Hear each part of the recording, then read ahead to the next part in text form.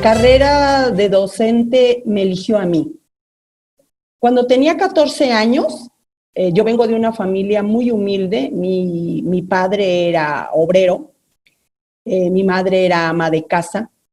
Entonces, en Oaxaca, la carrera de maestro es como una especie de oportunidad de subir de nivel social.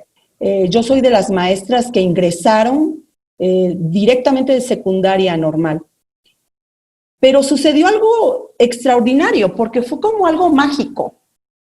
Fue maravilloso, ¿no? El jugar con los niños, el correr con ellos, el escucharlos, el que me quisieran, me abrazaran, me dijeran que quería que regresara yo nuevamente con ellos.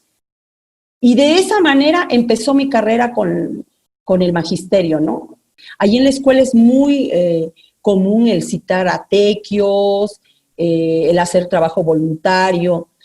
Ahora que lamentablemente falleció mi madre, yo no hice una ceremonia especial por la cuestión del asunto del COVID y todo eso, pero la gente me llamó, no necesita que la apoyemos económicamente, muy de la tradición de la guelaguetza, ¿no? En nuestras comunidades, porque vienen de mucho de las regiones del estado, mucho de esas costumbres.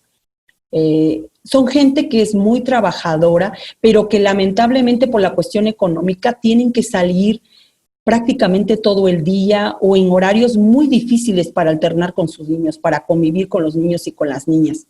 Casa de las Ciencias Oaxaca. Ellos estaban trabajando o están trabajando una metodología de carácter globalizador. La propuesta se llama Alfabetización Científica y Tecnológica, la ciencia en la escuela.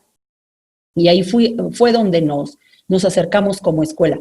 Implica cambiar como la manera en que se está enseñando, el enfoque de enseñanza, pero no solamente el enfoque de enseñanza, son también las relaciones de poder, porque esto implica hacer un poder más horizontal con los niños, compartirles el poder, empoderar a niños y niñas,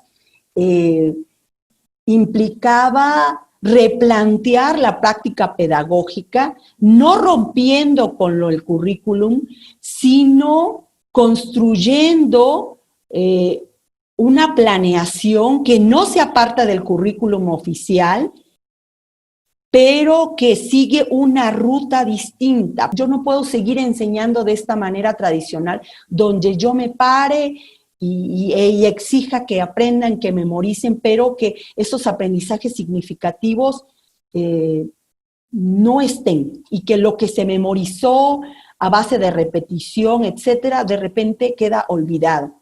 Creé un pequeño proyecto didáctico que al final terminó pues alargándose hasta julio, que se dio por terminado el ciclo escolar. Ese pequeño proyecto didáctico lo llamé COVID-19. Contamos una historia, ¿no? Lo que había sucedido en China, ¿no? Cómo había empezado la pandemia. Y a partir de ahí los niños empezaron a generar preguntas. Hicimos experimentos, el experimento que ¿por qué es bueno lavarse las manos, no? Y al mismo tiempo me di a la tarea de crear un protocolo escolar. Ese protocolo escolar que implicó digamos, 4 secciones, que fue el protocolo de carácter organizacional en un sistema híbrido. Ya para los meses de julio ya estaban regresando los primeros países, algunos con clases presenciales. Entonces, retomando esa experiencia, la experiencia de un poco de Japón y de Dinamarca, creamos ese protocolo organizacional en sistema híbrido.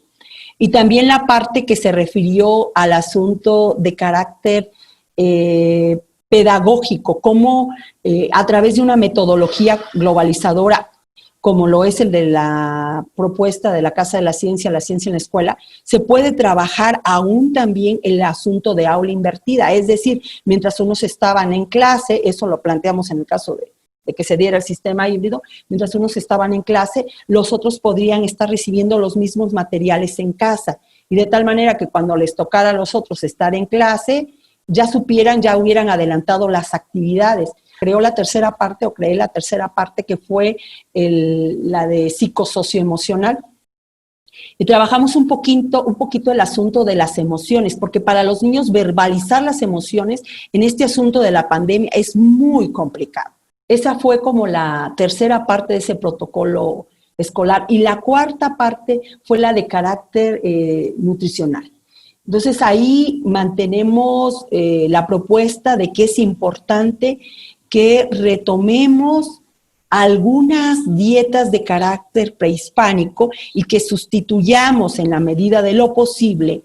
Estuvimos trabajando también retos creativos y en esos retos creativos, por ejemplo, estuvimos trabajando 4 retos creativos y que fue la elaboración de cómics de cómo se habían sentido en la pandemia, qué querían hacer regresando de la pandemia, hicieron un cubrebocas con decorado,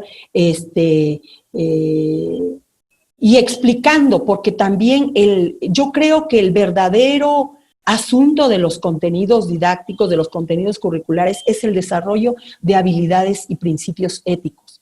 Pero en el caso de nuestra escuela, es estar remando a contracorriente. Alguna vez el CONACYT nos publicó una nota muy linda que decía educar conciencia y valores en condiciones adversas, cuando el CONACYT tenía una sección como de prensa, si la pueden buscar por ahí.